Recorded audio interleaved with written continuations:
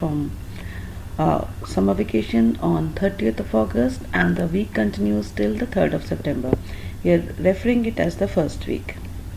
Let us look at the topics that we need to cover. Please be mindful that we were awaiting the portion from the CBSE which were to be deleted during the first week of July. We had received it, and the CBSE has deleted quite a lot of portion, and we had frozen our literature portion somewhere in midway, so we have brought forward that portion which might be featuring during the first week, and we will adjust and readjust the curriculum and modify it accordingly.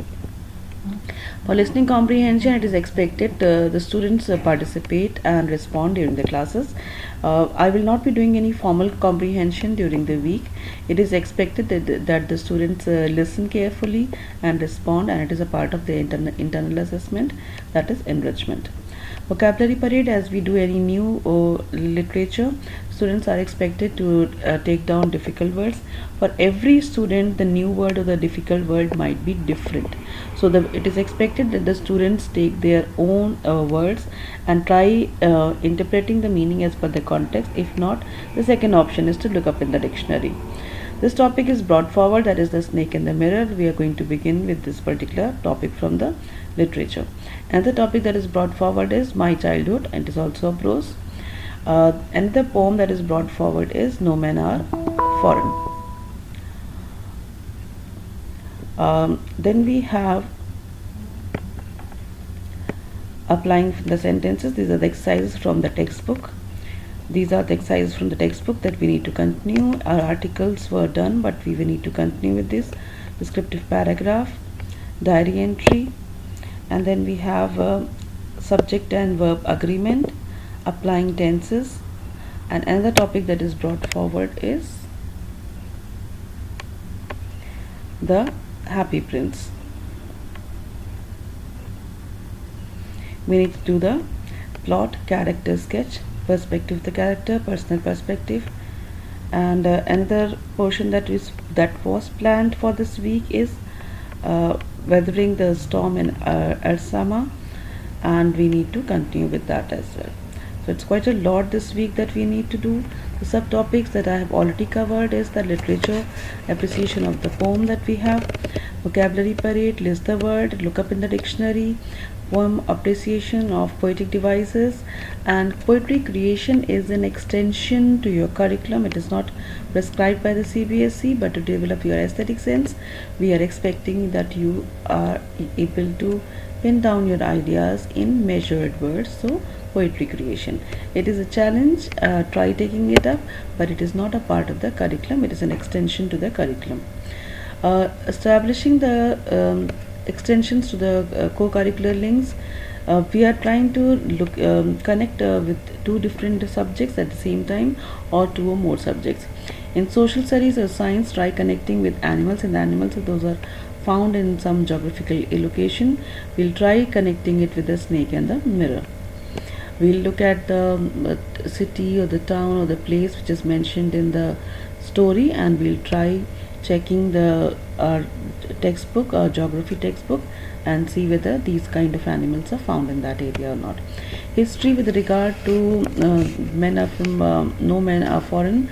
We'll try locating the countries in the past and the country geographical boundaries now, and see what makes a person local and what makes a person foreign, and how do these boundaries set in, and what is that is mentioned in the poem that we can relate to history and geography in general. Real life situations, how do you feel being an expatriate? I've already uploaded one video with regard to perspective, where we are trying to reflect with regard to the current pandemic. How is that pandemic treating you in this country or in general? How are you emotionally moved, and what difference it has brought to your life?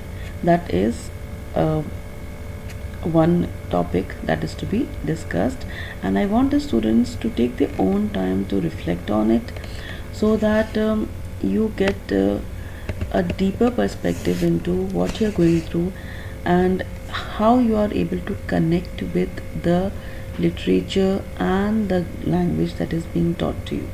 Remember that literature is actually a personal connection with language where you develop a perspective, you develop a way of thinking, and you pick the language how to present that perspective or that way of thinking in the most decent and acceptable manner. Now coming to the learning objectives, since I've got certain goals which are in general, I'll be sharing the blueprint of the CBSE grade 9 with you separately, but over here just for a bird's eye view I've given you certain objectives which will definitely help you in getting on board with the portion that has been planned for the first week. Identify the main idea and details. This is specific to the prose that we have in hand, that is the snake and the mirror. Identifying the main idea in a given paragraph, identifying the main idea in a sentence, paragraph, and the entire story or the passage given to you. So then find supporting details supporting your main idea. Appreciation of the poem means to know the poetic devices, for example assonance, anaphora, rhyme scheme, all that, and try to appreciate the beauty, rhyme and meter of the poem. Identify the poetic devices. I've just mentioned that, and mention what poetic devices are used. Analyze the character, develop the character. In this story, for example, the snake and the mirror, you have a main character. Try analyzing the character. Was that person did that person like snakes, or did the person not like snakes? Was he really scared? At the end of the story there's a little suspense also, where the writer has used the word insult. What is it that he felt that way? And try identifying the character with what he does, what he says, what do others what does he say, what does he think, what do others do, what do others say about the character, what do others feel about the character. This way you are going to ask questions to yourself, find details from the text, develop the character sketch of the writer, and then develop a perspective. Perspective means your way of thinking. What do you feel about the story, what do you feel about the poem? And then try finding the perspective of the writer, because the writer wants to develop certain kind of perspective. Why has the writer developed that kind of perspective? What is his intention in presenting his perspective through the character? Then thirdly, then the perspective of the character. Why did the particular character have a particular perspective, and what did he benefit by having that particular perspective, and why did he develop that in the first place? So we have the perspective of the character, we have the perspective of the writer, and then we have our own perspective. Remember that our perspective is the strongest. Why? Because we may agree with the writer, we may not agree with the writer, and our perspective is the stronger when we compare the character also, because sometimes we justify the character that he is right in doing that way, and sometimes we justify that no, he was wrong in acting in that particular manner. Justification of perspective is the next objective that is given to you over here. Justification of character. Okay, then the writer and the personal perspective that is developed. Now taking you through the grammar, we have quite a lot of grammar also, and your workbook is built, your textbook exercise and your workbook exercise goes hand in hand. Articles, in general we have done it, but we are going to continue with more rules. Descriptive paragraph, that means write a paragraph describing a person, an object, or a place, person, place, an event, diary entry, letter writing. These are the short writings. We have the question where the marks have gone up to 10 marks. Now earlier we were writing for lesser words, now more words, and a longer writing is expected for question number 3. Now reading comprehension, that is given as for sequencing on page number 77. That exercise is expected of us.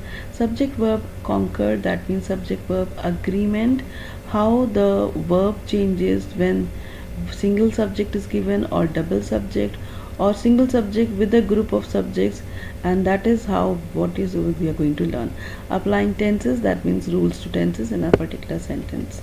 I hope that you will use this wisely and come prepared for the class. And if you are new on the channel, kindly subscribe to the channel and hit the notification bell so that you get the notification when I upload my next video. If you like it, kindly hit like and share it with your classmates, family and friends. Thank you so much.